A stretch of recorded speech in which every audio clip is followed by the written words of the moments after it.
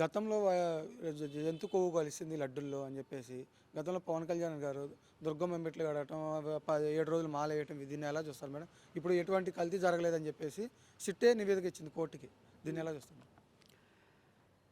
పవన్ కళ్యాణ్ గారి గురించి చెప్పాలి అంటే, పవన్ కళ్యాణ్ గారు ఒక అచంచల గుణాన్ని రాష్ట్రం అంతా గత 2019 నుంచి కూడా అబ్జర్వ్ చేస్తూ ఉంటే గడికో వేషం వేస్తూ ఉంటారండి నిజానికి పవన్ కళ్యాణ్ గారు.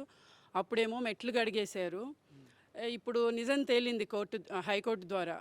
సో ఇప్పుడు వచ్చి వైఎస్ఆర్ ఆఫీస్ మొత్తం కడుగుతారా, లేకపోతే మళ్ళీ వెళ్ళి ఇది కాదు నేను సనాతన కాదు, నేను మళ్ళీ క్రిస్టియన్ అని మళ్ళీ అంటే నిమిషానికి ఒక ఊసరవెల్లిలాగా అతని యొక్క స్వభావం ఉంటుంది.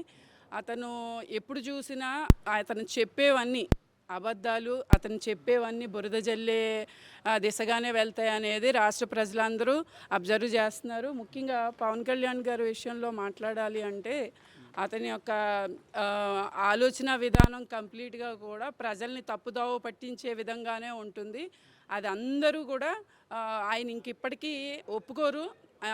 ఇంకా నటిస్తూనే సినిమాలాగానే ఆయన యొక్క జీవితం ఉంటుంది. దాని గురించి మనం ఎంత చెప్పుకున్నా ఆయన గురించి తక్కువే. మరి ఈ రోజున వచ్చి చెప్తారా పవన్ కళ్యాణ్ గారు నేను సనాతన అని చెప్పగలుగుతారా? చెప్పమానండి. లేదంటే అక్కడ గుడి బదులు అప్పుడు జగన్మోహన్ రెడ్డి గారి మీద జల్లిన విష ప్రచారం ఏదైతే ఉందో దాన్ని ఆయన రూపుమాపడానికి వచ్చి వైఎస్ఆర్ క్యాంప్ ఆఫీస్ని మొత్తం కడగమని చెప్పండి, నేను ఒప్పుకుంటాను ఆయన ఎంత గొప్ప హిందూ అనేది. గతంలో 30,000 అమ్మాయి వెళ్ళిపోయారు, వాలంటీర్లు కిడ్నాప్ చేశారు, ట్రాపింగ్ చేశారనేసి ఒక మాట అన్నారు. ఇప్పటికి ఎంతమందిని తీసుకొచ్చారు? అసలు ఈ 2 సంవత్సరాలు అవుతుంది దగ్గరగా, ఇప్పటి వరకు ఎంతమంది అమ్మాయిలు తీసుకొచ్చారు అనుకుంటున్నాను? నేను చెప్తున్నాను కదండి, జగన్మోహన్ రెడ్డి గారు ఒక ప్రజానాయకుడుగా ప్రజలకి ఎంత న్యాయం చేయాలో అంత జగన్మోహన్ రెడ్డి గారు చేశారు.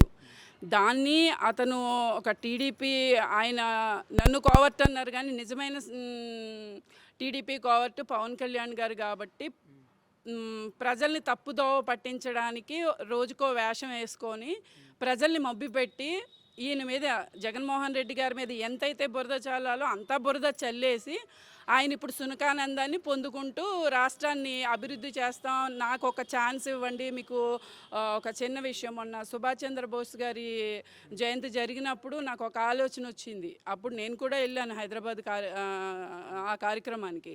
నేను సుభాష్ చంద్రబోస్ అస్థికలు తీసుకొస్తాను అని చెప్పి, అంటే ఆయన ఆలోచన విధానంలో ఈయన ఒక బుద్ధిమంతుడు లేకపోతే ఈయన ఒక నీతిమంతుడిలాగా యాక్టింగ్ చేసి ప్రజలందరినీ మోసం చేశాడు, తప్పుదోవ పట్టించాడు. ఎంతైతే బురద జల్లాలో అంతా జగన్మోహన్ రెడ్డి గారి మీద జల్లేశారు.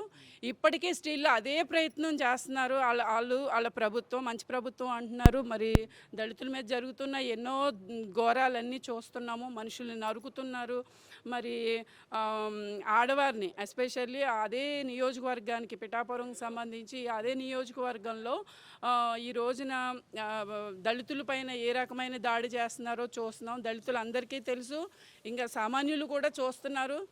ప్రతి విషయాన్ని కూడా ప్రజలంతా కూడా అబ్జర్వ్ చేస్తున్నారు. దానిలో భాగంగా ఏంటంటే ఈ రోజున ఈ ప్రభుత్వాన్ని ఎలా గద్దె దించాలి, మళ్ళీ మా ప్రజానాయకుడిని ఎప్పుడు తెచ్చుకోవాలని ప్రతి ఒక్కరు కూడా ఎంతో ఆశగా ఎదురు చూస్తున్నారు. స్టిల్ ఇప్పుడు పెట్టినా కూడా ఎలక్షన్ జగన్మోహన్ రెడ్డి గారిని గెలిపించుకోవడానికే చూస్తున్నారనేది నా ఉద్దేశంతో పాటు ప్రజల ఉద్దేశం కూడా.